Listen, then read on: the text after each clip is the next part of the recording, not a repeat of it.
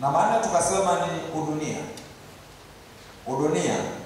Na kwenye swala zima la udunia tusema kwamba hili ni sisi wazazi ndio tunawajibika zaidi, kwamba wazazi wengi wanajali zaidi maendeleo ya kitaaluma na maisha ya kawaida au mafanikio ya maisha ya kawaida ya watoto wao kuliko maendeleo na mafanikio ya kiroho na kiadili. Kwa hiyo wazazi wa namna hiyo wanawekeza nguvu nyingi zaidi kwenye taaluma ya mtoto kuliko kwenye elimu ya kiroho na maadili mema. Matokeo yake wengine hawafiki mbali. Hata hiyo elimu ambayo mzazi ametaka mtoto aipate, wakati mwingine anashindikana. Mtoto anafikia mahali fulani hawezi kuendelea na masomo, kwa sababu tayari amekwisha kutekwa na madawa ya kulevya, tayari amekwisha kuingia kwenye umalaya, tayari amekwisha kuingia kwenye uvutaji bangi, ameshaingia kwenye tabia mbaya ambazo hata masomo yenyewe anaweza asifanikiwe kumaliza. Lakini mwingine anaweza akasoma lakini tabia imeharibika, kwa hiyo hatima njema aliyokusudiwa na Mungu hawezi kuifikia. Hawa ni maherode. Sasa leo tuangalie jinsi ya kukabiliana na hawa mafarao na maherode ili kukiokoa na kukilinda kizazi kipya.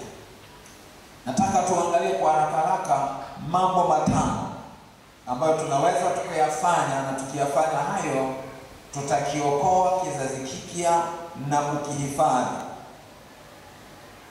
Jambo la kwanza tunalotakiwa kulifanya ni maombi ya kinabii. Maombi ya kinabii. Ninaposema maombi ya kinabii, haya ni maombi tofauti na yale maombi ya kidini ambayo unaweza kaomba tu kama utaratibu. Maombi haya ni maombi ambayo unazama, ni maombi ya kina, ni mawasiliano na Mungu, ni mawasiliano na mbingu ambayo yanalenga kutaka kujua makusudi ya Mungu kwa ajili ya watoto na kujua mimi kama mzazi nini yanipasayo.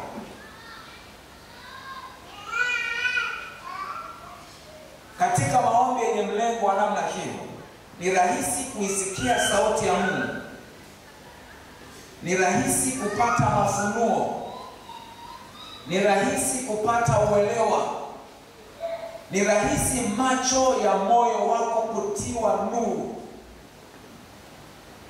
Katika Waefeso sura ya kwanza mstari wa 18, Paulo alipokuwa anawaandikia hao Waefeso alisema kwamba macho ya mioyo yenu yatiwe nuru. Sasa macho ya mioyo ni macho ya ufahamu. Maana yake kuna namna ambavyo ufahamu wako unaweza ukatiwa nuru, ukapata kuelewa mambo ambayo usingeelewa, au ukafahamu mambo ambayo usingefahamu katika mchakato wa kawaida wa kutafuta taarifa. Bwana Yesu asifiwe sana. Sasa kuna faida tatu za kufanya maombi ya namna hii. Na labda pengine ni katika kukazia zaidi niseme hivi, wewe kama mzazi unatakiwa ujue kwamba wewe una huduma ya kinabii kwa watoto wako. Nabii ni mnenaji wa Mungu, na ili awe mnenaji wa Mungu ni lazima ayajue mapenzi ya Mungu, matakwa ya Mungu, Mungu anasemaje, ayajue maelekezo ya Mungu ili aweze kuyawasilisha kwa wale ambao anatuma kwao. Sasa wajibu wako wa kuwalea watoto katika njia iwapasayo, unadai wewe kuchunguza mapenzi ya Mungu ni nini kuhusu hao watoto. Halafu utimize sasa wajibu wako wa kuwalea. Kuwalea huko kunahusisha kuwafundisha, kunahusisha maonyo, kunahusisha maelekezo, kunahusisha utekeleza wajibu mbalimbali ambao tutachambua baadhi ya wajibu wa mzazi, tutaendelea kuchambua katika somo hili. Kwa hiyo hayo ndio nayaita maombi ya kinabii unaotakiwa kuyafanya kwa ajili ya watoto wako. Sasa kuna faida tatu za katika kufanya maombi ya kinabii. Namba moja ni kugundua makusudi ya Mungu katika maisha ya hao watoto wako au maisha ya vijana. Sasa hili japokuwa linamhusu zaidi mzazi, lakini linaweza likamhusu pia mlezi aliyepewa dhamana ya kulea mtoto wa mwingine. Naweza kuwa ni mwalimu, naweza kuwa mwalimu shuleni, mwalimu kanisani, au mhudumu wote ambaye Mungu amempa wito wa kushughulika na watoto na vijana. Kwa hiyo kwa namna fulani ni kama vile una ushiriki wajibu wa mzazi. Utawahudumia hao watoto ukihusisha maombi ya kutaka kujua mapenzi ya Mungu kwa ajili ya hao watoto, na nini ukifanya kwa ajili ya hao watoto kwa ajili ya kusaidia mwelekeo wa hatima yao. Bwana Yesu asifiwe sana. Amen. Kwa faida ya kwanza ndio hiyo, ni kugundua makusudi ya Mungu katika maisha ya hao watoto au vijana. Namba mbili,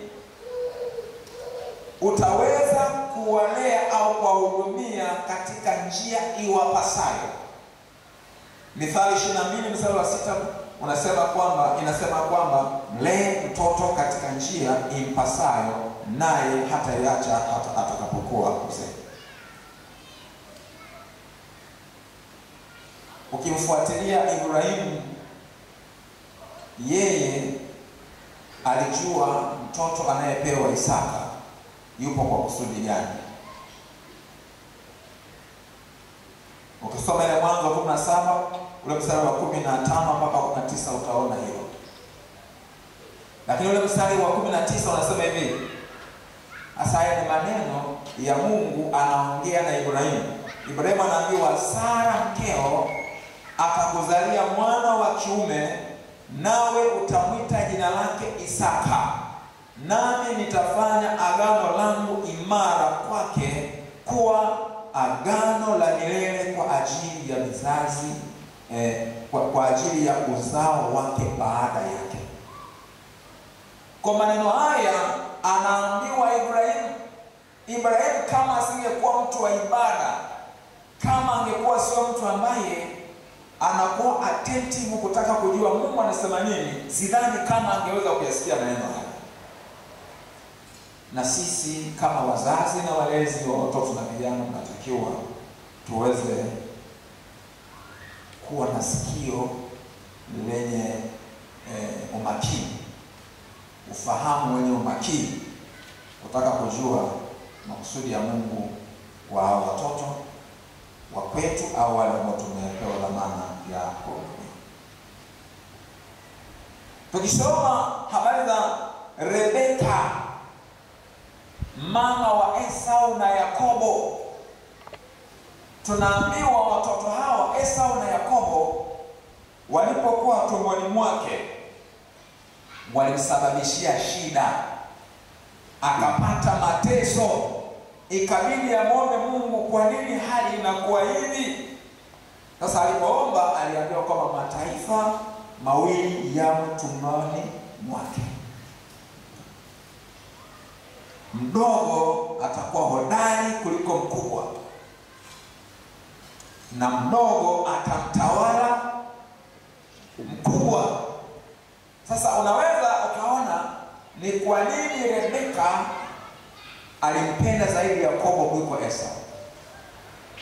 Biblia haijasema, lakini najaribu tu kufikiri kutokana na mambo yenyewe yalivyo, kwamba huyu Rebeka aliambiwa na Mungu kabla watoto hawajazaliwa kwamba anao mapacha tumboni mwake, yaani amebeba mataifa mawili. Taifa moja litakuwa hodari kuliko jingine, alafu mdogo atamtawala mkubwa. Maana yake taifa la mdogo litakuwa ni hodari kuliko taifa la mkubwa. Kwa hiyo walipozaliwa wameendelea kukua, Yakobo alikuwa karibu zaidi na mama kuliko baba. Alafu Esau akawa karibu na baba kuliko mama. Esau akawa mwindaji, alafu akawa anapeleka mawindo kwa baba, alafu baba akampenda Esau. Ulipofika wakati sasa anaona ameshakuwa mzee, kabla hajafa aweze kubariki kwa desturi iliyokuwepo ya kumpa baraka maalum mzaliwa wa kwanza, akaandaa mazingira ya kumbariki Esau. Lakini unaelewa kilichotokea ni nini? Wakati huo ilikuwa tayari Esau amemuzia haki ya uzaliwa wa kwanza nani? Yakobo. Yakobo alijuaje hayo? Inawezekana ile story, najua wamama ninyi huwa mnatoaga siri kwa watoto. Unaweza kueleza siri za tangu ulipokuwa mjamzito, ulipataje shida na nini kilichotokea, kuna mazingira gani yalitokea tangu ukiwa mjamzito na mpaka kuzaliwa kwa mtoto. Wakati fulani nyinyi wazazi nyinyi wamama unatoa hizo siri. Jamani, kweli si kweli? Kwa inawezekana Rebeka alimwambia Yakobo, ninyi watoto mlinipa shida sana mimi. Mlinitesa sana mlipokuwa tumboni. Nilipomuuliza Mungu aliniambia hivi. Kwa Yakobo inawezekana alijua kwa kuambiwa na mama yake kwamba yeye ndiye aliyekusudiwa kuwa taifa hodari, ndiye aliyekusudiwa kuwa mkuu kuliko kaka yake.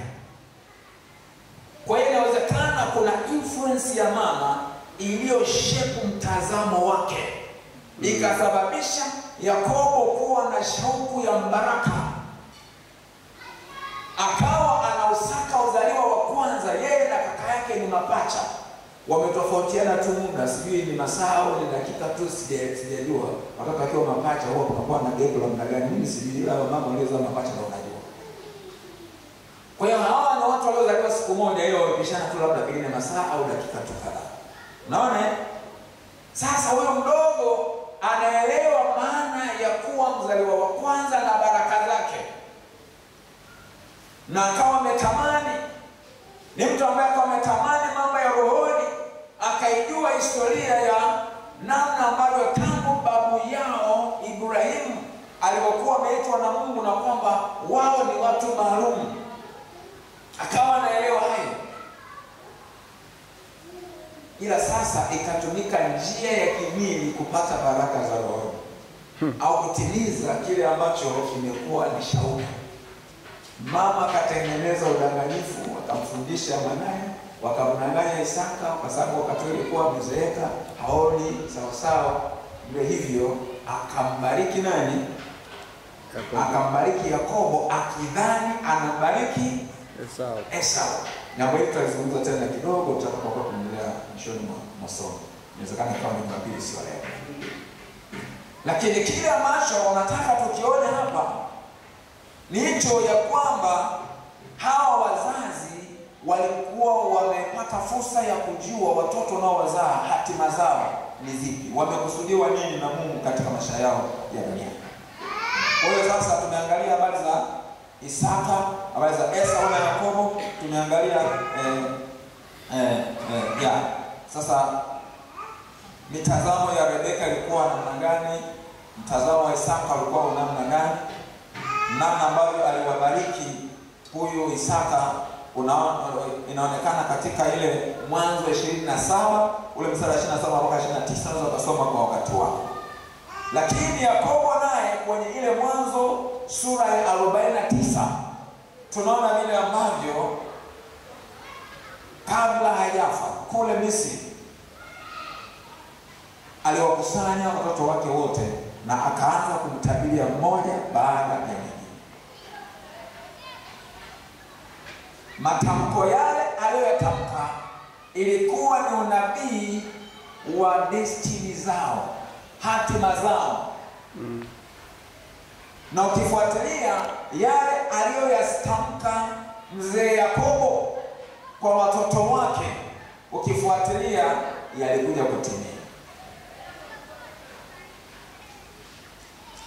Maana yake huyo mtu alipata ufunuo wa kiungu, kila mmoja mwisho wake utakuwa wa namna gani.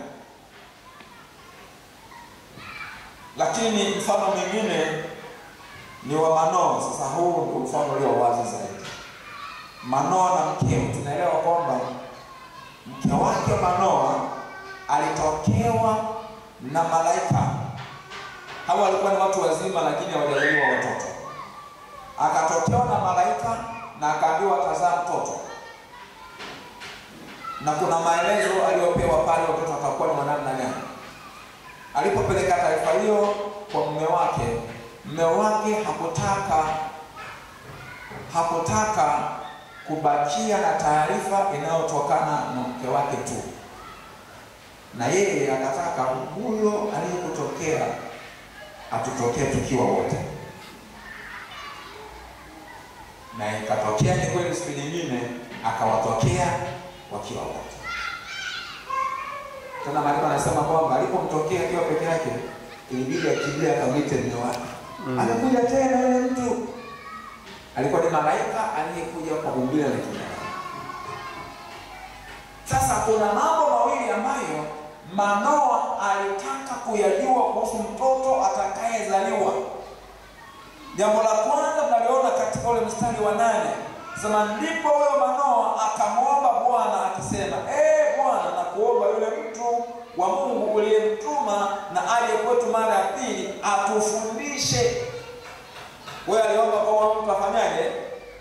Asa atufundishe hayo yatupasayo kumfanyia huyo mtoto atakayezaliwa. Manoa anataka ajue wanatakiwa kumtreat vipi.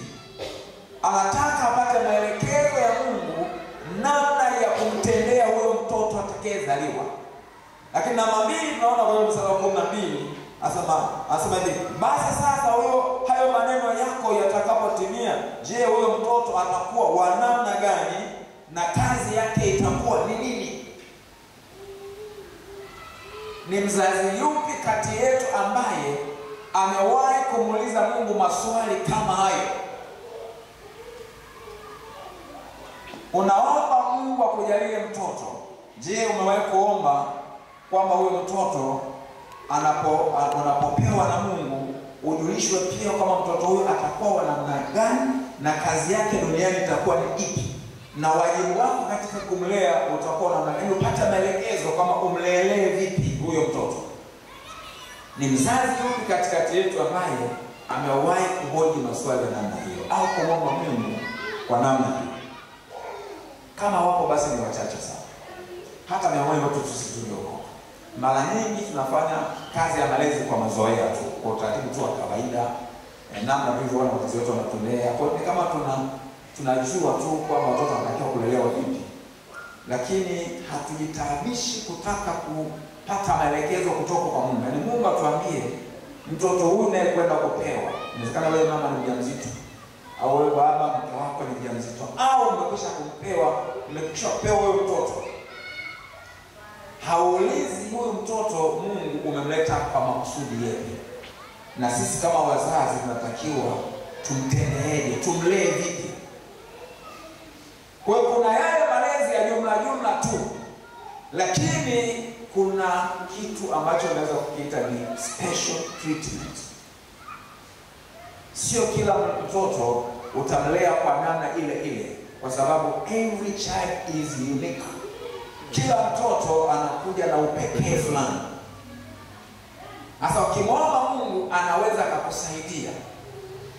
Sasa jamani, labda tusiende kwenye extreme sana. Kuna watoto ambao Mungu anawaleta duniani wanakuwa wana upekee fulani ambao ni tofauti na watoto au wanadamu wengine. Watu kama kina Musa, watu kama hao kina Samson, Yesu alipozaliwa.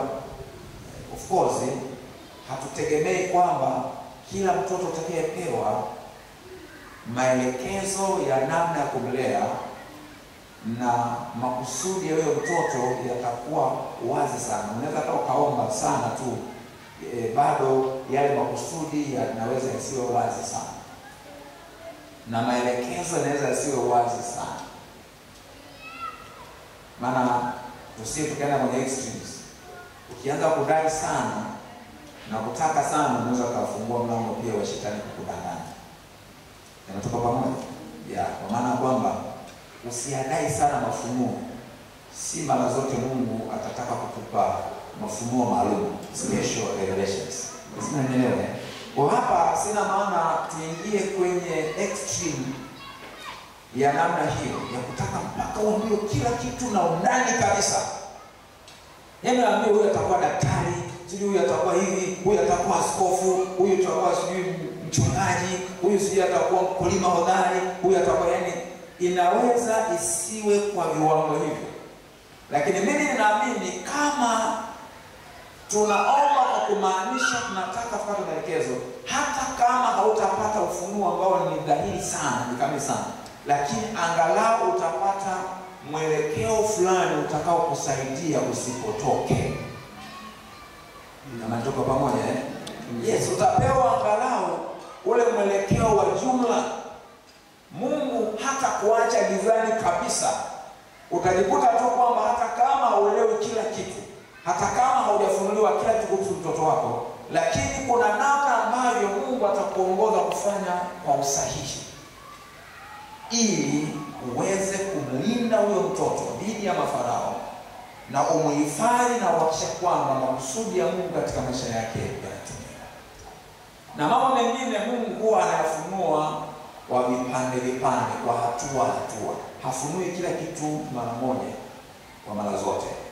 Unapoendelea kuishi na mtoto, unaendelea kumlea, unaendelea kumwomba Mungu akupe hekima, akupe maarifa namna kumlea. Unataka ujue hii mtoto huyu hasa ni kwa kusudi gani. Kuna mambo ambayo Mungu atakuwa anayafunua kidogo. Mengine Mungu atafunua kwa vile unavyoziona dalili zake yeye. Mtoto anapoendelea kukua, kuna mwelekeo wa tabia zake ambao Mungu atautumia wewe kuanza kujua huyu mtoto mwelekeo wake huyu. Unapoelekea huyu atakuwa hivi. Huyu unaelekea atakuwa hivi. Na tuko pamoja. Yes, najua ziko pia mbinu za kisaikolojia za kuweza kugundua mapema vipaji vya mtoto na mwelekeo wake. Lakini sisi hatutegemei saikolojia pekee yake. Unatakiwa mtegemee Mungu. Kwa Mungu anaweza pia akakufunulia baadhi ya vitu kwa kutumia ujuzi wa kawaida wa saikolojia. Tuko pamoja. Maana hiyo sasa saikolojia ya malezi inaweza kukusaidia kuvigundua vitu kwa mtoto na ukajua nini unachotakiwa kufanya wewe kama mzazi au mlezi ili mtoto huyo aweze kufikia hatima yake. Lakini sisi hatutegemei hiyo saikolojia pekee. Tunamtegemea zaidi Mungu ambaye ni zaidi ya hiyo saikolojia. Bwana Yesu asifiwe sana. Kwa hiyo Manoa yeye alitaka kujua na akajulishwa. Yeye na mke wake wakajulishwa tangu mwanzo kwamba nini wafanye. Walielekezwa wewe usipite kichwani wa huyo Samsoni. Walielekezwa hivi, asile vitu najisi, sifanye na vile. Kwa hiyo walipewa miiko namna huyo mtoto atakuwa ni namna gani, kama atakuwa ni mnadhiri wa Mungu, na zilikuwa taratibu za mnadhiri ambazo zilikuwa zinafahamika kwa mujibu wa maandiko ya Agano la Kale. Kwa hiyo wao walitekeleza wajibu wao vizuri kwa sababu tangu mwanzo walijua ni mtoto wa namna gani. Amen. Lakini Yusufu na Mariamu pia walielewa mtoto Yesu anayezaliwa atakuwa na namna gani. Ukisoma kwenye ile Mathayo 1 mstari wa 18 mpaka 21 na ukasoma ile Luka 1:26 mpaka 38, utaona kabisa makusudi ya kuzaliwa kwa Yesu Kristo na kuja kuishi duniani kwa jumla yamewekwa wazi. Kwa Yusufu na Mariamu walielewa mapema. Amen. Kwa hiyo hii ni faida ya ngapi jamani? Ya pili. Tusema faida ya kwanza ya maombi ya kinabii ni kugundua makusudi ya Mungu katika maisha ya watoto wetu. Lakini namba 2 tukasema ni kuwalea au kuwahudumia katika njia iwapasayo. Namba 3 sasa ni kugundua mapema hila za uharibifu wa shetani. Shetani anapoanza kumuinda mtoto ili avuruge hatima yake. Kama wewe ni mzazi ambaye uko sensitive, ni mtu ambaye uko rohoni, ni mtu ambaye unajali, ni mtu ambaye uko makini kutekeleza wajibu wako wa kumlea huyo mtoto, na unapomwomba Mungu, Mungu hataacha kukufunulia hatari inayomkabili mtoto wako au hatari inayomkabili yule ambaye mtoto aliyekabiliwa kumlea katika maisha wako. maana huyo mtoto ni wa thamani sana. Mungu hawezi akaacha tu anaharibiwa hivi, hawezi kuacha hivyo. Kwa hiyo kama uko makini, Mungu atakujulisha. Unaweza kupata ufunuo wa wazi, lakini wakati mwingine unaweza kupata vidokezo tu vinavyoweza kusaidia kuanzia wapi. Unatoka pamoja. Wakati mwingine Mungu atawatumia watu kukupa taarifa ambazo usikuwa nazo. Unadhani tu mtoto yuko salama, lakini kuna siri ambayo kuna anayejua. Kuna vitu vinavyoendelea ambavyo kuna anayejua, ambaye Mungu atamtuma aje akupe taarifa. Na nilisema ile juzi ya kwamba ikitokea unaletewa habari mbaya kuhusu mtoto wako, usiwe mwepesi wa kukataa. Ni kweli inawezekana ni habari yenye upotoshaji, uwezekano upo. Ni lazima uchunguze, ujiridhishe kwamba kinachosema juu mtoto wako ni kweli au kimetengenezwa au ni uongo wa shetani. Kwa sababu ukiamini bila kuchunguza kitu kibaya ambacho pengine hakipo kwa mtoto wako, ina maana adui anataka kupotoshe umtendee vibaya mtoto wako. Unatoka pamoja? Lakini usikatae hata kama hauoni dalili. Wewe muamini sana mtoto wako, lakini unaweza kuambia kitu cha tofauti kabisa ambacho wewe hukutegemea kama mwanao anaweza kufanya. Inawezekana ni Mungu anafunua tatizo, anafunua hatari inayomkabili, anafunua maherode na mafarao ili ukabiliane naye, na hatimaye mtoto aweze kuwa salama. Ni kama unamlinda mtoto, mimi mwanangu hawezi kufanya haya, mwanangu hawezi kufanya haya, maana yake mtoto wako ataharibika. Hautawajibika wewe kikamilifu katika kumnusuru. Maana Yesu atusaidie. Kwa hiyo unaweza kujulishwa kiufunuo, unaweza kujulishwa kupitia njia za kawaida za kibinadamu, vyovyote vile, lakini ni wewe mzazi uliye makini na unamwomba Mungu kwa ajili ya mtoto wako, na kama kuna viashiria vya hatari utaviona, na kama utamwomba Mungu sasa baada ya kuona viashiria fulani hivi, kama Mungu kuna nini naona sielewi, kuna nini kinaendelea kuhusu mtoto wangu huyu, utashangaa kwamba mambo ya siri yanawekwa wazi kabla mtoto wako hajafikia kubaya. Utamnusuru mapema mtoto wako na hizo hatari. Bwana Yesu atusaidie sana. Sasa ukiisha kugundua, maana yake wajibu wako ni kukabiliana sasa na hiyo hatari. Ukisoma Yakobo 4:7, Biblia inasema kwamba basi mtini Mungu, mpingeni shetani naye atawakimbia. Na katika waraka wa kwanza wa Petro 5:8 na 9, na yenyewe pia Petro naye amerudia maneno yanayofanana kwamba tunatakiwa kumpinga shetani naye tunatakiwa kumpinga shetani ambaye ni kama simba angurumai kutafuta mtu afanyaje ameze. Lakini Wakorintho wa 2:10-3 pale zimetajwa silaha za vita vyetu ambazo zina uwezo katika Mungu hata kuangusha ngome. Sema tukiangusha fikra na mawazo, tukiangusha kila nini, sema tukiteka nyara kila fikra ipate kumtii Kristo. Na kwenye ile Efeso 6:10-20 pale tunaambiwa kwamba tunatakiwa kuwa hodari katika Bwana katika uweza wa nguvu zake, na tunaambiwa tutoe na kuvaa silaha tuweze kukabiliana na adui. Kwa hiyo kuna wakati utafanya maombi ya vita kwa ajili ya kumnusuru mtoto wako. Utaomba maombi ya vita kumnusuru mtoto wako. Juzi nikawa napewa ushuhuda wa mama mmoja mcha Mungu ambaye ana binti wa pekee, yaani ndio huyo amemsomesha, ni binti msomi na amemfundisha tangu utoto, ni binti tu mcha Mungu. Ukafika wakati kwa sababu ya hitaji la kuolewa, akaanza kung'ang'ania na kuolewa na mtu ambaye sio sahihi kiimani. Yule mama alipambana kwa mama, sasa anajaribu kumsihi binti haelewi. Sasa mimi niache, mimi mtu mzima, nina maamuzi yangu. Huyu ndio ninampenda, naona ananifaa. Mimi naona ananifaa, lakini naona ananifaa. Naye sasa ni mkubwa, naye ana logic. Kwa hiyo ndio hivyo, yaani anaisha kwa hoja. Lakini mama anasimamia msingi wa imani na kuona future. Anaona mbele, usalama wa kiimani wa mtoto wake, wa binti yake.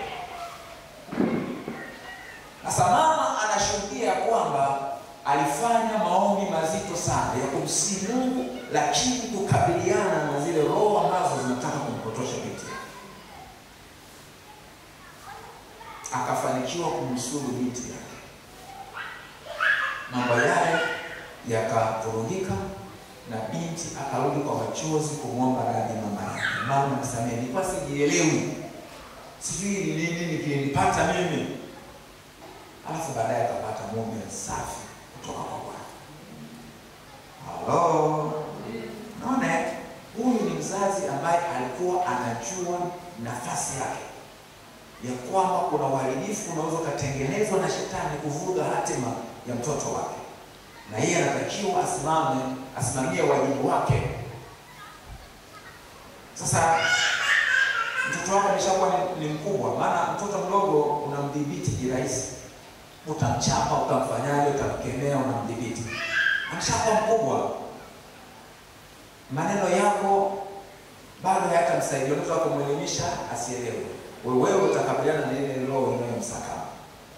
Utakabiliana na hayo maherode na hayo mafarao yanayomsakama mtoto wako. Ni kijana wa kiume, ni binti, vyovyote vile. Mungu atakupa ushindi wewe utakaposimama na nafasi yako bila sababu. Bwana Yesu asifiwe sana. Usianze kunipa mifano kwamba sijui kuna fulani aliomba sana bado mtoto aliharibika, sijui mimi nilifanyaje. Sasa hayo tu yaache. Sisi tuelewe kwamba lipo tumaini. Unapochukua nafasi yako kutumia vizuri mamlaka uliopewa kama mzazi, lipo tumaini. Na kutia moyo, lipo tumaini. Hata kama mtoto wako yuko kwenye hali ya ukengeufu, lipo tumaini. Unaweza kaomba na mwanao akanusurika. Amina. Akanusurika, amekengeuka, ameacha wokovu, anaishi maisha ya kipagani. Mtoto huyu anaweza akamrudia Mungu kwa maombi yako wewe mzazi. Bwana Yesu atusaidie sana. Yupo kwenye hali fulani ya uharibifu, yupo kwenye hatari fulani, pengine ameingia kwenye ulevi, pengine ameingia kwenye madawa ya kulevya, pengine ameingia kwenye mambo magumu sana, pengine ameshakuwa shoga. Unakuja kugundua ni shoga wakati alishakuwa shoga kwa miaka ya kutosha, na tayari yeye alishazoea hivyo. Lakini nataka nikutie moyo, lipo tumaini. Lipo tumaini. Bado kwa maombi yako Mungu anaweza akamgeuza mtoto wako. Amen. Hapo tunashughulika na wajibu wa kwanza tu, kufanya maombi ya kinabii. Maombi ya kinabii. Hiyo ndio njia ya kwanza na njia ambayo ni very effective ya kukabiliana na hatari zile ambazo zinawakumba watoto wetu na vijana wetu. Namba 2 ni kuwafundisha neno la Mungu na maadili mema kwa bidii. Wafundishe neno la Mungu na maadili mema kwa bidii. Katika Mwanzo sura ile ya 18 mstari wa 17 mpaka 19 tunasoma kwa habari za Ibrahimu kwamba yeye aliaminiwa kwa sababu Mungu aliona kwamba huyo Ibrahimu atawaamuru watoto wake na nyumba yake baada yake waishike njia ya Bwana. Tusoma kwa wakati wako mwenyewe andiko hili. Lakini kwenye Kumbukumbu la Torati sura ya 6 ule mstari wa 7 mpaka wa 9 tunaona agizo la kuwafundisha watoto. Hapo sasa tusome wapendwa. Hapo tuweke pause tusome. Kumbukumbu la Torati sura ya 6. Hapo kwa kweli tusome.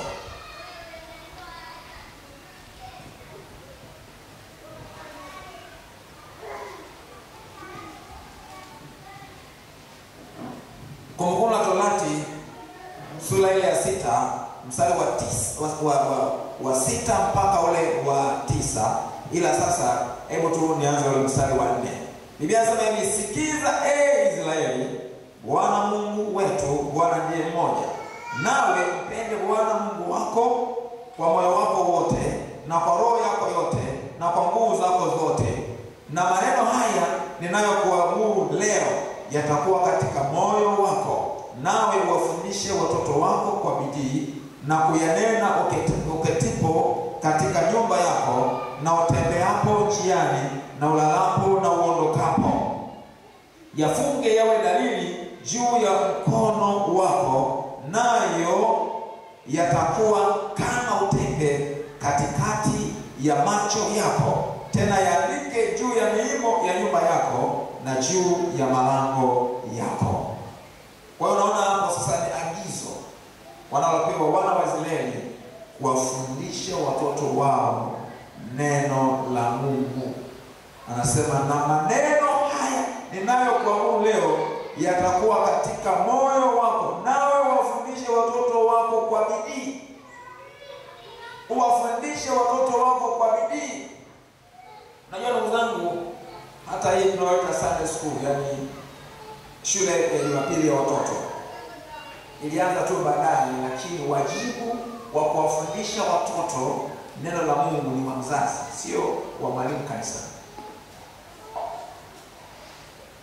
Mwenye wajibu huo mtu wa kwanza anayewajibika ni mzazi. Sasa aliyeanzisha Sunday school, alianzisha huduma kwa watoto, alilenga watoto wa mtaani ambao wazazi wao hawapo kanisani. Historia inaonyesha ya Sunday school ndio iko hivi, kwamba wale watoto wanakosa huduma ya neno la Mungu ambayo wazazi wao walipaswa kuwafundisha. Sasa kwa sababu wazazi hawajamwamini Yesu, yeye sasa akaanza sasa utaratibu wa kukusanya watoto na kuwafundisha. Kwa maana Sunday school mwanzo wake ulilenga watoto ambao wazazi wao hawajaokoka, lakini baadaye ndio imekuja kuhusisha na wazazi, watoto wa wazazi waliookoka.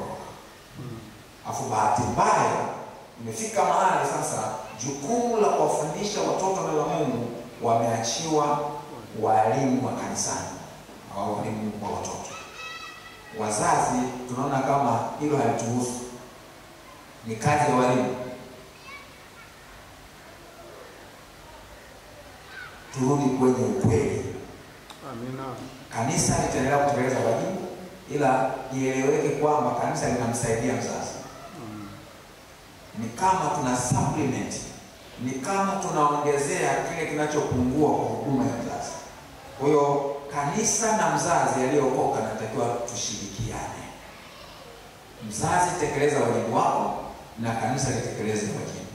Kwa hiyo mtoto huyu akiwa nyumbani yuko kwenye shule ya kumjua Mungu. Akija kanisani yuko kwenye shule ya kumjua Mungu. Akienda shuleni tunamfuata huko na kwenyewe. Nakutana na vipindi vya dini huko, anafundishwa neno la Mungu. Kwa hiyo inamtengenezea mtoto huyu mazingira ambayo atamjua Mungu na atakuwa salama.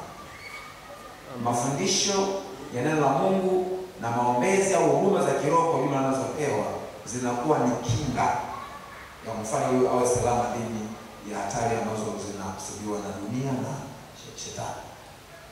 Lakini pia zinatengeneza mwelekeo wake ili aweze kuifikia hatima yake njema. Bwana Yesu atusaidie sana. Bwana Yesu atusaidie sana. Amen. Bwana Yesu atusaidie sana. Amen. Sasa huko kuwafundisha watoto kunahusisha kuwaadibisha.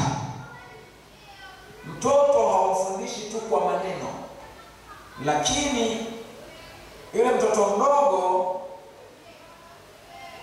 unamlazimisha kufuata maadili mema.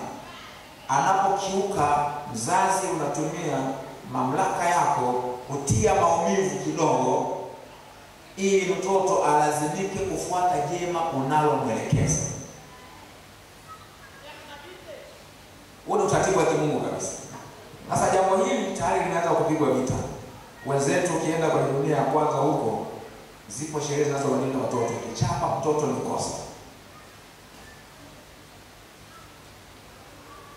mashuleni viboko imepigwa marufuku. Sasa ninafahamu ya kwamba walimu walikuwa wanatumia vibaya mamlaka yao. Mwingine anatumia hasira na gombana na mke wake au na mume wake huko asema anatumia kwa watoto. Lakini kufuta kabisa viboko mashuleni sio kibibilia. Sio kibibilia. Sio kibibilia. Na hasa kwa wale watoto wadogo wanapoendelea kukua, wameenda kwa vioni, ni watu wazima, hicho ni kitu kingine. Lakini mtoto wa shule ya msingi jamani, mtoto wa sekondari, sasa hivi huko sekondari kitu kingine, mtoto mdogo sana.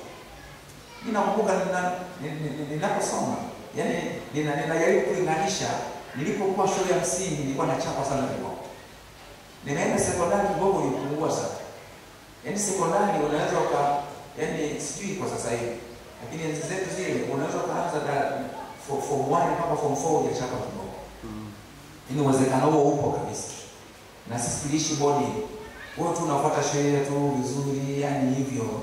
Yani huko, yani unakuta kwamba ni viboko, yani ina maana kadiri mtoto anazidi kukua, matumizi ya viboko yanafanyaje? Inapungua. Kwenda form 6, yani form 5 na form 6 nilichapa mara hii. Na nilifanya kwa ukorofi, ilikuwa ni halali kuchapa. Lakini ilikuwa ni kitu cha kawaida, unaweza kusoma form 5 mpaka form 6 ndio nikaenda bila kuchapa kabisa. Ila viboko vinapigwa. Kwa maana kadri unavyozidi kujitambua, kujielewa na kuwa na nini na ile tabia ya kiutu uzima, ndivyo ambavyo automatically matumizi ya viboko yanafanyaje? Yanakuwa haina umuhimu tena. Mimi nakumbuka nilichapa viboko hiyo mara moja, nilichapa hiyo nilichapa tena. Mimi nilikuwa sipendi kuvaa kaptula. Sasa nimeenda Mzumbe uniform ilikuwa ni kaptula. Sasa kukatokea mabadiliko sasa. Yaani ile term ya pili ilikuwa ni form 6. Yani sisi tumeingia form 6, waliokuwa wanakuja form 1 yani form 5 ikawa mabadiliko ya uniform yametokea. Uniform sasa ni masuruali. Kwa hiyo wale wapya wakawa wamepewa maelekezo wavae nini? Masuruali. Lakini sisi wa zamani itakiwa ule mwaka uishe tulianza kuvaa masuruali sasa kuanzia Januari. Ni form 5 kwa sababu wanakuja katikati ya term, wao wakaja wanavaa nini? Masuruali. Sasa mimi kwa sababu nachukia kuvaa kaptula, nikavaa siku hiyo nini? Suruali. Wakati mimi ni form 6 sio form 5.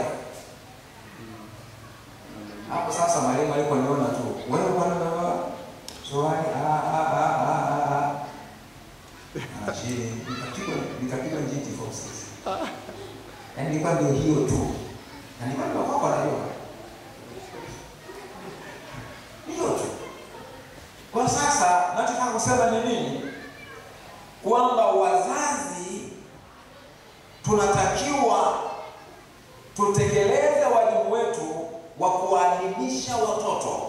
Tunawafundisha neno la Mungu, tunawafundisha tabia njema, tunawafundisha maadili mema, lakini tunatumia mamlaka yetu kutia maumivu kidogo kumlazimisha mtoto aweze kutii mamlaka, atekeleze yale ambayo mzazi unamwamuru, unamwelekeza, unamfundisha. Mithali 29 ule mstari wa 15 anazungumza habari za fimbo ya maonyo. Tutasoma wakati wako wenyewe. Kwa hiyo matumizi ya fimbo yanaelekezwa kwenye Biblia. Kwenye ile 29 hiyo mstari wa 17 anasema mrudi mwanao naye atakustarehesha. Mrudi mwanao. Na ukisoma Waebrania sura ile ya 12 mstari wa 7 mpaka 13 utaona vile ambavyo anazungumza habari za wajibu wa mzazi kumrudi mtoto wake, na anasema adhabu wakati wake inaonekana kama ni kitu kizuri, lakini matokeo yake ndio kitu ambacho tunalazimika kuitumia adhabu au kutia hayo maumivu. ili kuleta matokeo chanya ya mwenendo wa mtoto wako. Kwa kama unampenda mtoto wako, unatakiwa kumrudi, ila epuka maneno mabaya. Mtoto amekukasirisha, jiepushe na maneno ambayo yatamuathiri kisaikolojia. Maneno unaweza kumchapa viboko, lakini maneno yale yatakuwa ni yenye yataharibu uhusiano wako na yeye, yatasababisha yeye apunguze kukuamini wewe, na atashindwa kuielewa nia yako njema, kwamba wewe unamchapa kwa sababu una nia ya kumrekebisha ili awe na tabia njema kwa faida yake. Mtoto atashindwa kukuelewa. Kwa utatengeneza chuki na hasira kwa mtoto. Ataona unatumia nguvu ambazo yeye hana uwezo kukabiliana na wewe. Wataona tu kwamba unamuonea kwa sababu yeye ni mnyonge na wewe unazo nguvu. Kwa hiyo ninakumbuka baba yangu ilikuwa akitaka kukuchapa, anakusomesha kwanza. Lazima akujulishe kosa lako, na sasa kwa kosa hili nakuchapa. Kwa hiyo anakuchapa ukiwa unajua kosa lako. Lakini mzazi mwingine ni hasira tu. Hakuna, yani adabu ile haiambatani na mazingira ya mtoto kuelewa kwamba mzazi anamchapa akiwa ana nia nzuri. Yanatoka kwa Mungu. Bwana Yesu atusaidie. Maumivu ya viboko huwa yanapotea kirahisi kuliko maumivu ya maneno.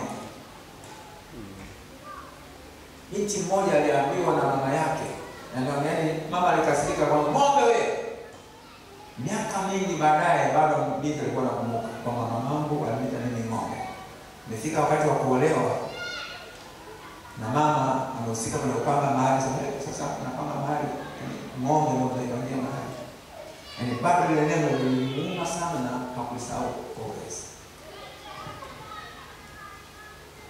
Na maneno mengine, wewe kwa tabia hizi, wewe hata kama unaolewa hatutapanga mahali.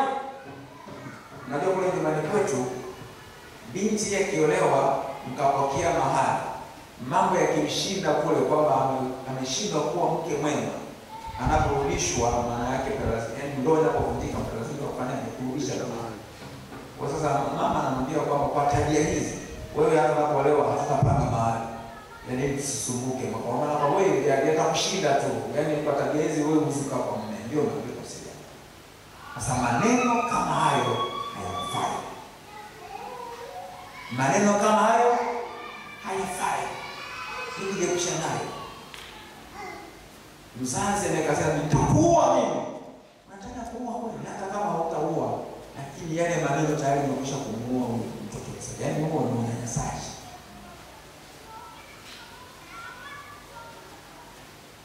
Ndio unaotaka ukatili huo. Takuwa mimi. Kwa hiyo epuka maneno makali ambayo hayajengi. Epuka maneno ya vitisho. Na mtoto anatishika kweli kweli.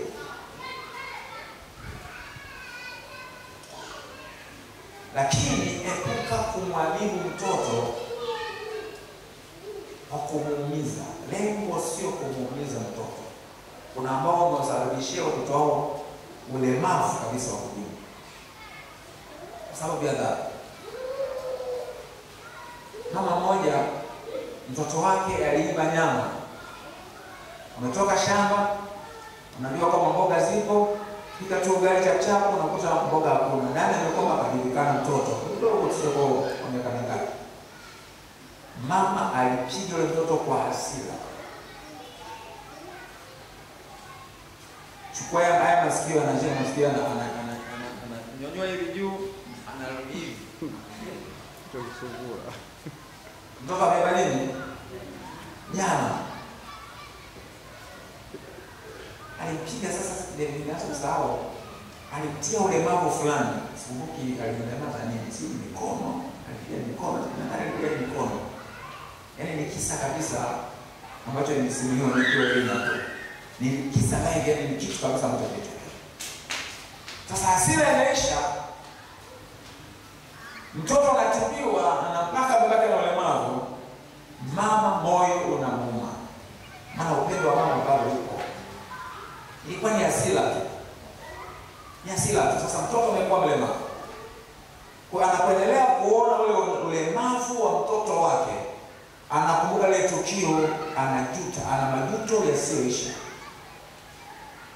Mzazi, usimchape mtoto kwa ajili ya kutosheleza hasira zako.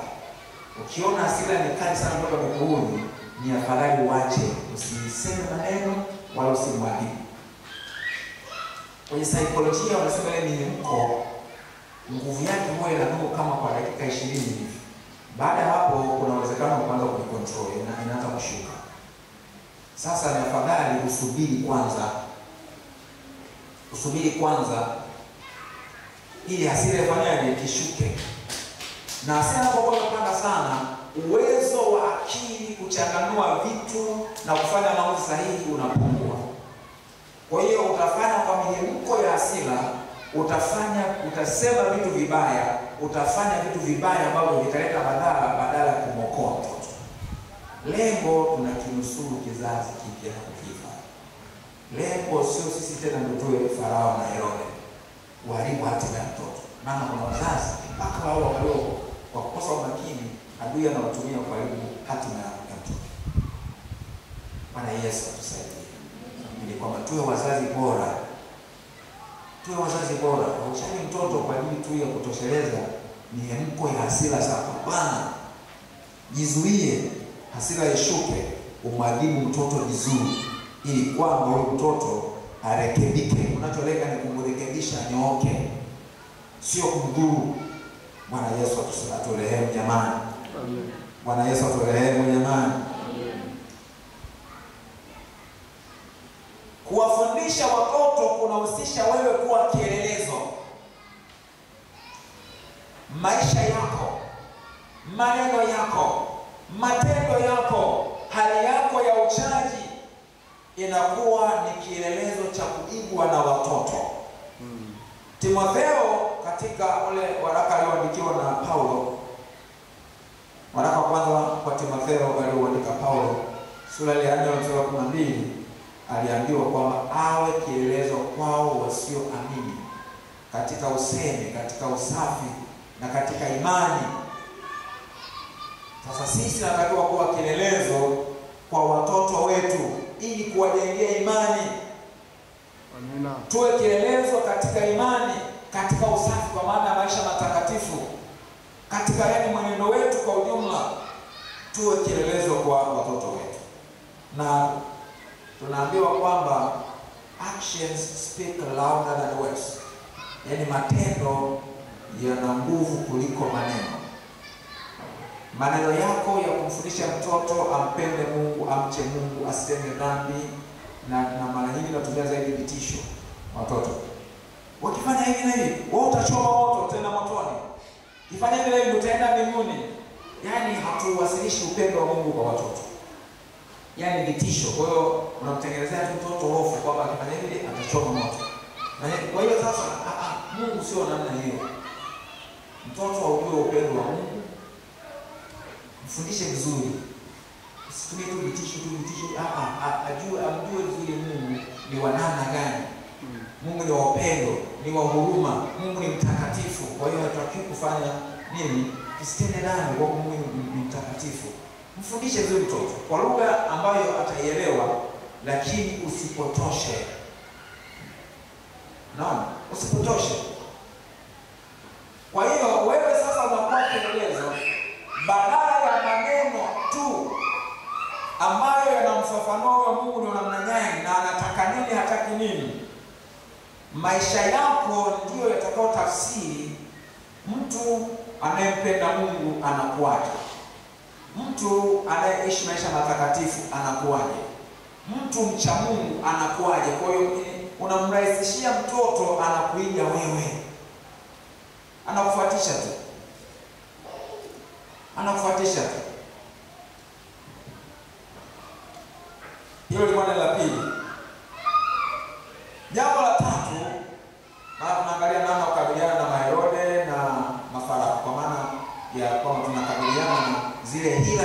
shetani anataka kuharibu kizazi kipya. Ni kuwafundisha stadi za maisha. Stadi za maisha, life skills. Sasa tushauriane tu wazazi. Tunatofautiana. Kuna wazazi ambao wana uwezo mkubwa sana kifedha na kuna wazazi ambao hali zao ni za chini sana. Lakini vyovyote vile, hata kama una uwezo mkubwa sana, mfundishe mtoto maisha ya kawaida. Amina.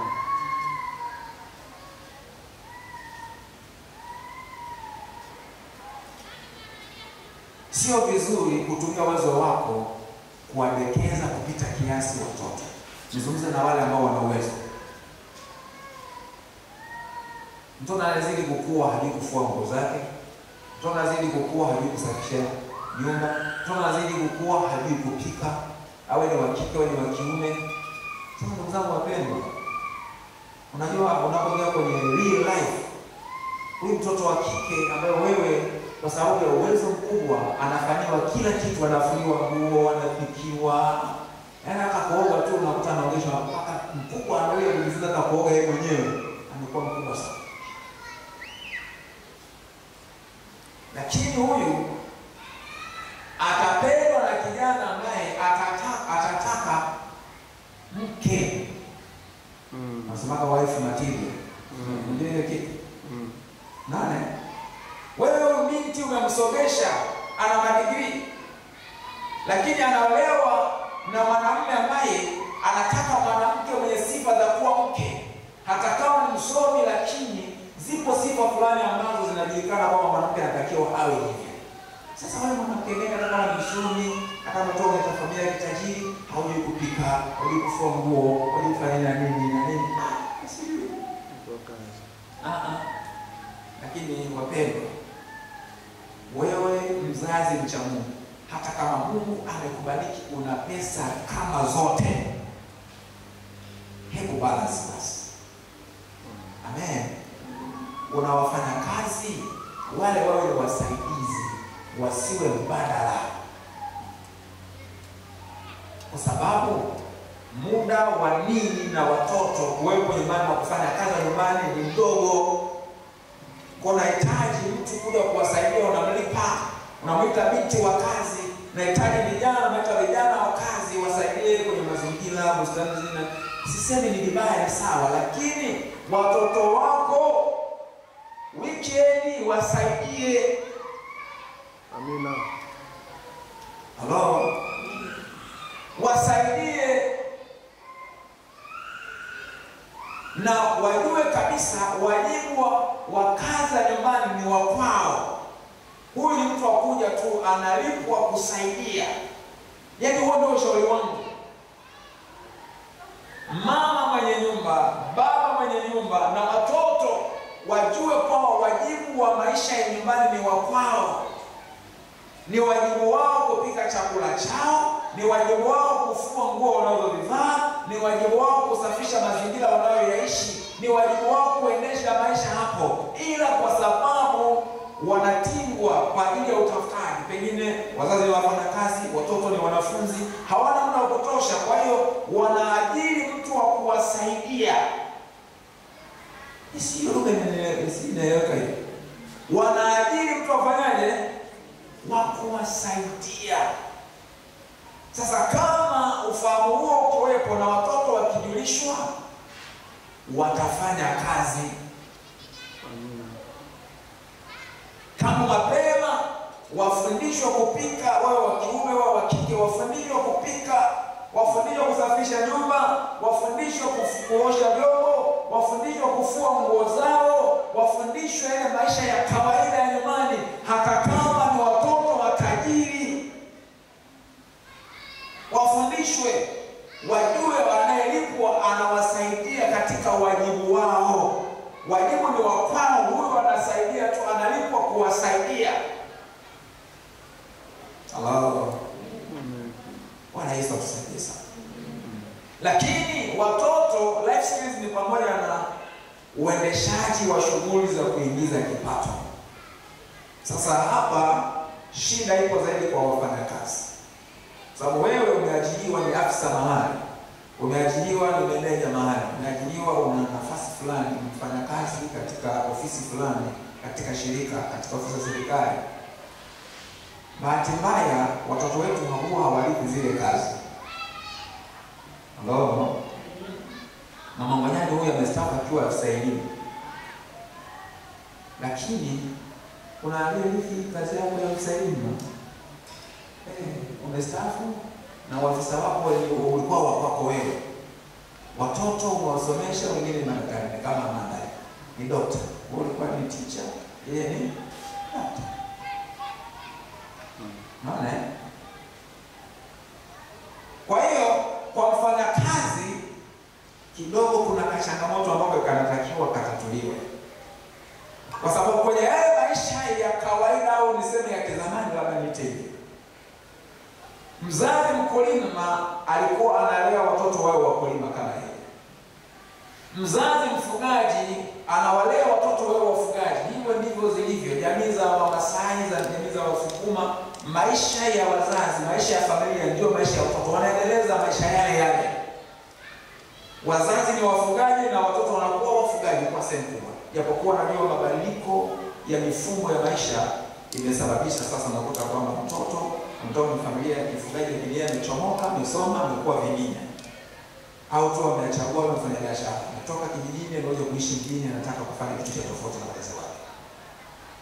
Lakini nazungumzia zile traditional families. Zile familia za asili ilikuwa mtoto anakuwa kama familia, yani zile shughuli za familia ndio na yeye anakuwa. Ni familia ya nani ya wavuvi, na kutana yeye mtoto ni anaendeleza naye kwa mvuvi. Lakini sasa katika mfumo wa maisha ya kisasa ambapo kuna mabadiliko, basi tunatakiwa kuwa uangalifu. Watoto hawa tunawafundishaje maisha? Mtoto huyu mbali na ajira ikitokea, maana sasa mara nyingi tunawasomesha watoto, yani umekuwa ndio mfumo wa elimu umekuwa ukiwaandaa wanawaandaa hao wasomi kwa ajiliwa. Lakini sasa inapotokea sasa wasomi kwa wengi kuliko nafasi za ajira, ndio hapo sasa malalamiko ni makubwa sana kwamba hakuna ajira, hakuna kazi.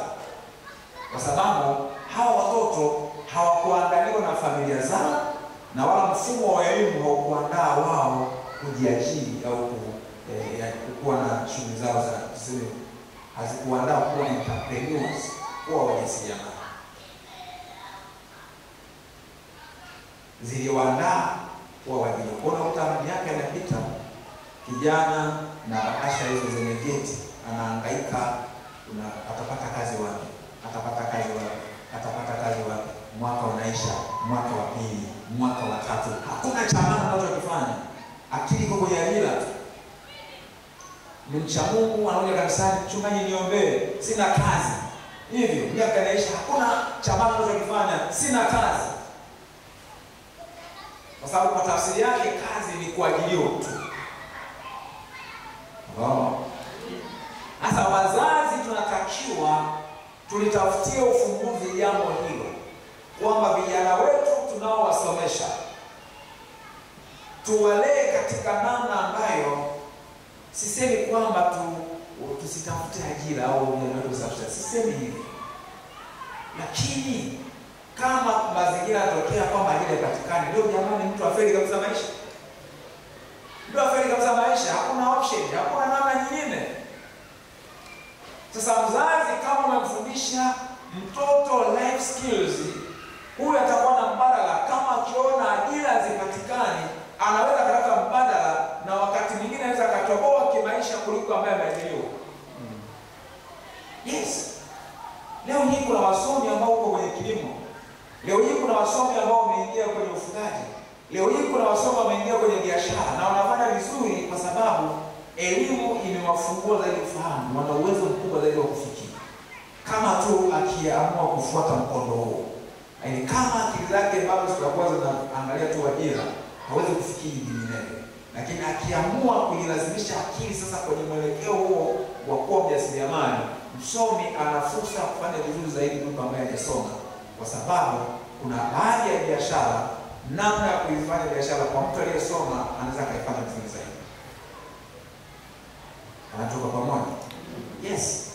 Kijana aliyesoma akiingia kwenye kilimo ataendesha kilimo kisasa, sio kizamani kama wazazi wake au babu zake. Kijana msomi akiingia kwenye ufugaji atafuga kisasa na anaweza ikawa ni biashara kubwa. Kijana msomi anaweza kufanya biashara ambayo yani kama ya kawaida, anaweza akaifanya ikawa ni business kubwa. Lakini sisi wazazi tunayo nafasi. Bwana Yesu atusaidie sana. Kuna wazazi ambao anaweza kawa ni mwajiriwa, lakini anatengeneza mazingira kwamba watoto wake lazima wawe na kitu kufanya. Mzee mmoja alikuwa ni afisa mkubwa kabisa serikalini, lakini alikuwa ni mkulima wa bustani, analenga kuwafundisha watoto life skills, ujuzi wa kuendesha maisha. Kwa hiyo asubuhi kabla mtoto anaenda shule lazima amepewa kabisa vipande vya mtoto ya kumwagilia, ndipo aende shule. Akitoka shuleni kuna kazi afanye kwanza kabla kufanya homework kabla kufanya. Kwa hiyo wakawa balance. Wale watoto wote wakawa wasomi, si kwamba mfumo ule ulisababisha wafeli, hapana. Wakasoma vizuri, lakini wakawa wana uwezo pia wa kuendesha maisha kwa namna hii. Wanaweza kufanya kazi za nyumbani, wanaweza kufanya shughuli za bustani, wanaweza kufanya shughuli za ufugaji. Sasa wenzake, maafisa wenzake walimlaumu kwamba huko unawatesa watoto, kwa nini unawaangaisha namna hii? Lakini yeye alijua anachokifanya, kwamba hao watoto, mimi ni afisa, hawataliki uafisa wangu, lazima niwaandae kwa namna ambavyo wanaweza kayamudu maisha, hata kama yakigeuka, hata kama yakiwa na rangi au rangi ile, watayamudu, kwa sababu yeye alijua kwamba huko wanaweza kukutana na hali ambazo ni tofauti na mazingira ya ile familia ya afisa. Bwana Yesu atusaidie katika hilo. Kuwafundisha stadi za nini? Za maisha. Namba 4, kuwapeleka shule. Jamani, kuna elimu iliyo rasmi na isiyo rasmi, formal education na informal education. Ukisoma ile Mithali 4:3 unasema kukamata sana elimu, wala usimwache aende zake, maana yeye ni uzima wako. Elimu ni muhimu sana. Elimu ni muhimu sana. Mithali 16:1 unasema maandalio ya moyo ni ya mwanadamu, maandalio ya moyo. Kwa hiyo Mungu kuna vitu atakavyofanya, lakini elimu inauandaa moyo. Moyo inaweza kuwa na maana ya roho, au inaweza kuwa na maana ya nafsi, au vyote kwa pamoja, roho na nafsi. Sasa hapa maandalio ya moyo inaweza kawa ni yale maandalizi ya kiroho, lakini pia ni maandalizi ya kitaaluma ambayo inashuka na nafsi ya mwanadamu. Nafsi ya mwanadamu ni akili, utashi na hisia zake. Kwa hiyo elimu ni maandalizi mazuri sana. Yaani kupata elimu ni maandalizi muhimu sana kwa ajili ya kutimiza makusudi ya Mungu kwenye maisha ya mtu. Hata Musa unajua alikuwa msomi. Wenzake walikuwa ni watumwa ambao hawakwenda shule. Lakini yeye kwa kuwa alilelewa kama mwana wa mfalme, alienda shule. Kwa hiyo Musa alikuwa msomi, na Mungu akamtumia kwa viwango vikubwa sana. Paulo alikuwa ni msomi, Mungu alimtumia kwa namna ya kipekee. Kwa hiyo kuna ambao Mungu alikuwa akiwatumia ambao walikuwa na elimu za kawaida, au walikuwa hawajasoma, lakini kuna baadhi ya mambo ambayo Mungu ili kumwandaa mtu aweze kuyatimiza anamsaidia aweze kupata access ya kwenda shule. Kwa shule ni muhimu, tuwapeleke watoto wetu shule. Niwape hongera ninyi ambao mnasomesha watoto wenu kwenye shule nzuri, watoto wana elimu, hongereni sana kwa mambo yanyu. Lakini na wengine ambao watoto wetu bado ni wadogo, basi nawatia moyo. Tukubali kulipa gharama kwa watoto wetu wapate elimu, ni muhimu sana. Ila tu balance, wanapopata elimu ya dunia, tusiache kuhakikisha kwamba wanapata elimu ya kiroho na maadili mema kwa ukamilifu. Namba 5 ni kuwapatia mahitaji ya kibinadamu. Mahitaji ya kibinadamu yanajulikana zaidi kama chakula, mavazi, malazi. Lakini mahitaji hayo ya kibinadamu, ili yaweze kuwa na manufaa zaidi kwa mtoto, yanatakiwa yatolewe katika muktadha fulani, katika mazingira fulani, ni katika mazingira ya familia yenye upendo, yenye kujaliana, yenye kuthaminiana, yenye kuheshimiana. Hayo ndio mazingira ambayo hayo mahitaji ya chakula, mavazi na malazi yanakuwa na manufaa zaidi. Bwana Yesu atusaidie sana. Amen. Tuelewe kwamba mtoto ana mahitaji ya kiroho, ana mahitaji ya kiakili au kinafsi, na ana mahitaji ya kimwili na kijamii. Sasa haya ambayo nimeyasema, hayo ya mazingira ya kifamilia yenye kujaliana, kupendana, kuthaminiana, kuheshimiana, hayo ni mahitaji ya kijamii ambayo yanatosheleza pia mahitaji ya nafsi. Yaani mtu anajisikia vizuri anapojisikia kupendwa na kuthaminiwa, anapojisikia kujaliwa. Unaona? Na ndio maana katika mazingira hayo mtu akiondoka kwenda kuwa na maisha yake mahali, akipigika huko, anakumbuka wapi? Nyumbani. Anarudi nyumbani kupata faraja. Na kuna wakati huko amekutana na hali ambazo wanahitaji wako kumsaidia. Watakao msaidia ni ndugu zake wana. Anarudi ili akasaidiwe na ndugu zake wana. Mazingira ni ya muhimu sana. Yapo mashirika yanayohudumia watoto yatima. Sasa watoto yatima tangu huko nyuma tunafahamu wamekuwa kilelewa kwenye nyumba za watoto yatima. Wanakuwa tu wale walezi wanahudumia wakiwa kusanya kwa pamoja. Lakini baadaye kuna mashirika ambayo kwa sababu za kutambua saikolojia ya ukuaji wa mtoto na athari kwamba katika ile mazingira mtoto anaweza kuwa anapata mahitaji yote, chakula, mavazi, atasomeshwa na nini, lakini kuna kitu kinachomisi ambacho kinapatikana kwenye mazingira ya kifamilia. Kuliko watoto unaweka tu kwenye kambi, wanaishi kambi wanakosa ile family relationship, yani yale mahusiano ya kifamilia, kama kuna baba, kuna mama, kuna ndugu wa kiume na kike, si kaka, dada na nini. Yaani hicho kitu ni cha maana kuliko unaweka. Ni hitaji kubwa sana la maana. Sasa shirika moja nimesahau linaitwa shirika gani ile njia kwenda kule, njia unapotokea maeneo ya Ubungo unakwenda kule Mlimani City. Kulia hivi kuna vinaitwa vijiji. Inaitwa vijiji ya nini? Sio nini vile hivi. Sawa jina lake. Lakini zimejengwa nyumba nyingi. Sasa zile ni familia. Wamechukuliwa wanawake ambao ni single, unaweza kuwa na single mama, unaweza kuwa na mtoto mmoja au mbili. Huyu mwanamke anaweza kuwa na mjane, huyu mwanamke anaweza kuwa na riziki lakini yani hana mume. Alafu huyu mama umemfundisha awe mama mwenye upendo na mwenye kujali. Alafu anapewa watoto kadhaa. Ili watoto wale anaishi nao kama watoto wake. Kwa hiyo hawa watoto watakuwa hawana baba, lakini angalau basi wanayemwita nani? Mama. Shirika lile linatoa mahitaji yote. Chakula hakikosekani, mavazi yakosekani, watoto wanaenda shule, tena wanasomeshwa shule nzuri. Mimi kuna dada yangu mtoto mdogo ambaye alikuwa anafundisha kwenye shule ambayo ipo hapo, ndio nilijua hayo kupitia huyo dada yako. Ni shule nzuri kabisa. Mtoto ni English medium.